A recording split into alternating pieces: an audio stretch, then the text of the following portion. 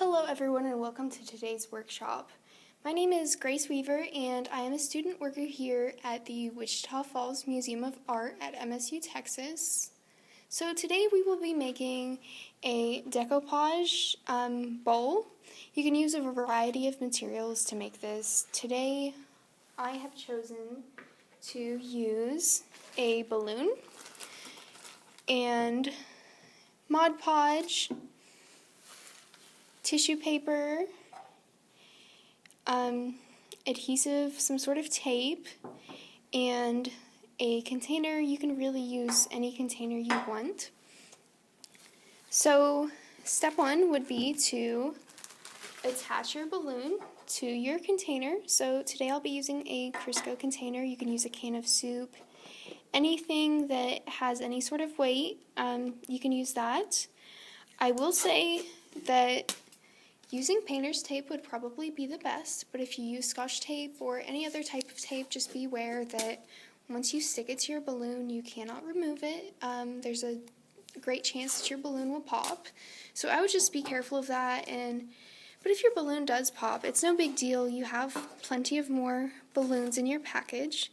So I'm just going to tape this balloon in here, and that will ensure that it doesn't move once we get started.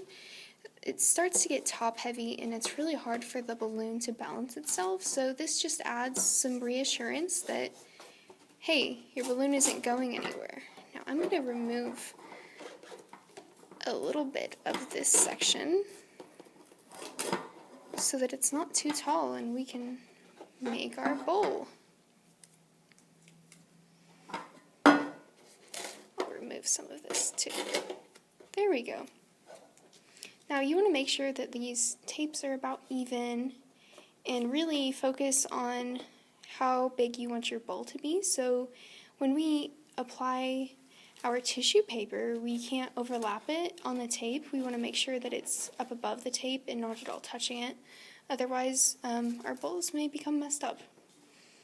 So from here, you have two options. You can either use Mod Podge, or you can use Elmer's glue with some water added. So I'm just going to add a little bit of water to this and mix it up. You can use really anything to mix it. You can mix it with your hand, any sort of kitchen utensil. Today I'm using a stirring stick, but you can, again, use just about anything you have.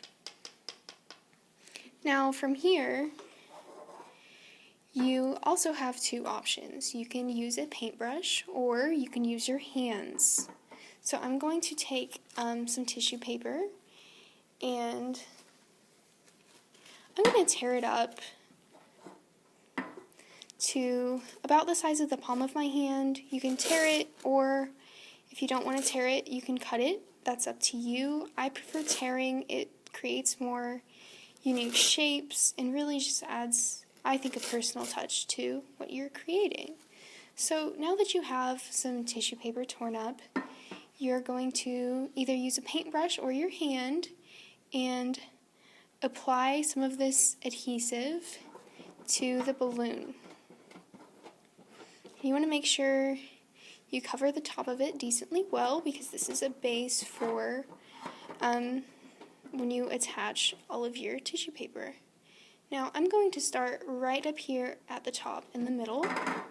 I'm going to smooth it out as best I can. That's an optional step. I really like texture in these as well. So once I've got that piece on there, I'm going to add some more glue on top of it so that our next piece has plenty of adhesive. And there's actually a really nice wrinkle in through there. So I'm going to try to keep that in there. And you're going to want to continue to apply tissue paper. You don't want to leave any space between your pieces. So like here, there's a little bit of space. So I'm going to go in and cover that with another piece. You don't want there to be space between your pieces of tissue paper. And you want to continue layering these on there. You want to get about 3 to 5 layers. I would recommend 5 just for extra sturdiness, because this is tissue paper and the glue can only do so much. You really want this to be thick enough that it can support its own weight. and you don't have to worry about the bottom of it collapsing. I've made these in the past and had issues where the very center of it on the bottom just caved in, so I like to add extra layers, especially in the center. And when you are adding onto the sides, it doesn't have to be straight across for the bowl. You can actually trim that later with scissors, and I will show you how in just a minute. So you want to layer all the way around, make sure your sides are fairly even, but it doesn't have to be straight. You just want to make sure it goes all the way around. Now, once you've gotten all of that done, I have been working on this piece. I'm going to go ahead and start on the optional step, which involves a toilet paper or paper towel roll and scissors. So I'm just going to cut this straight across.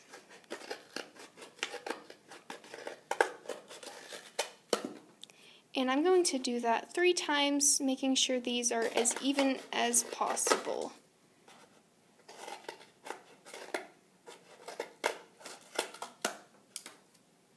Now that I've got that done, I can begin to apply these here at the top. I'm going to take it and dip it in our glue and try to place it where I think the legs for our bowl should be. That's what we are creating. So these are not going to stick on their own. I'm just sort of setting them in place so I can go over them with more tissue paper. And you can shape these any way you want to. I'm trying to make them look more like flower petal-esque shapes. So from there, you want to grab some larger pieces of tissue paper. You don't want to use just the small fist-sized pieces. It works a lot better if you use bigger ones and lay them over. That helps these stay in place and not move as much, and it gives them some structure. Now you want to make sure that you're overlapping the pieces that go over these. And again, you want to build up 3 to 5 layers on these pieces, making sure that you apply glue before and after you place them down. And they do not have to be perfect. The wrinkles, as I've said before, actually really add some dimension and texture to what we're creating. So that doesn't bother me at all, but if you want to, you're more than welcome to smooth those out. So I'm just going to add this one last piece. And again, you want to add a total of 3 layers on top of this. You want it to be nice and sturdy. You don't want your bowl to be going anywhere, and you don't want the legs to be falling off. This is an optional step. These bowls work perfectly fine without this little stand. It's just a matter of how you want it and whether or not you want to add that in. And if you don't have, a paper towel roll or anything, then that's perfectly okay. You don't have to do this step. Now, once we're done with that, we want our pieces to dry overnight is best, and we have a big mess. So what you want to do is wipe up your mess, which I'm going to do that right now.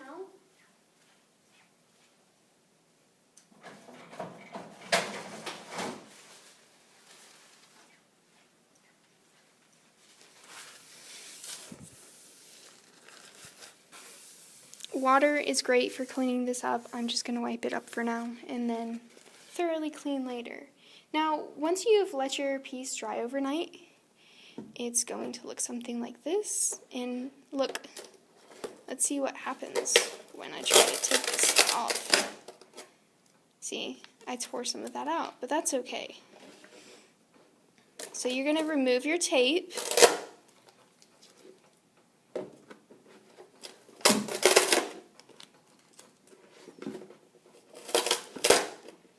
And if you actually look, there's some bleeding from the color of this tissue paper. So once you've removed your balloon from whatever object you had it in, now comes the fun part. So you need some sort of sharp object. Today I'll be using a thumbtack. You can use an X-Acto knife, the edge of your scissors, a knife from the kitchen. Just make sure, if you're younger, you have adult supervision and have your parents help you. So we're going to go ahead and pop this.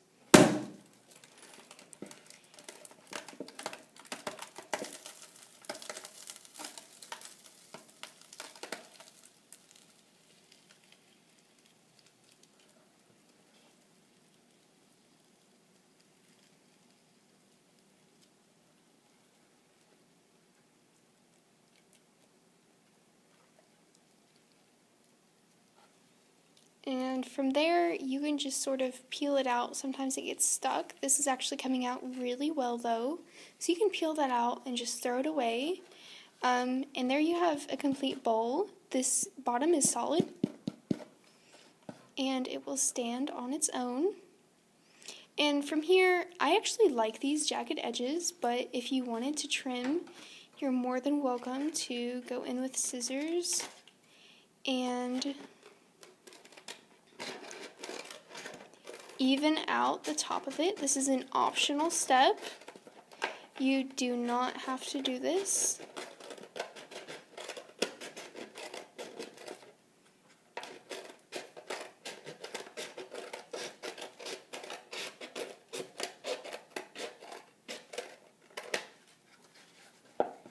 And this is a great bowl for packaged candy, or maybe just a centerpiece on your table. I have thought about using it as a bowl for candy or for the remotes in my living room. So there's many things you can do with this. Your children can use it for toys or play cooking or play eating. Do not actually try to eat out of these. Don't put any liquids in them, please. It's really important that you think about the materials we just used to make this and what eating those materials may do to your body. So that was today's project. From here, I'm thinking about drawing a pumpkin face on here. You can draw or paint on these after you've created them. It's really up to you. Or you can just, take the colors and use those as your piece. Thank you, and please join us next week for a different workshop.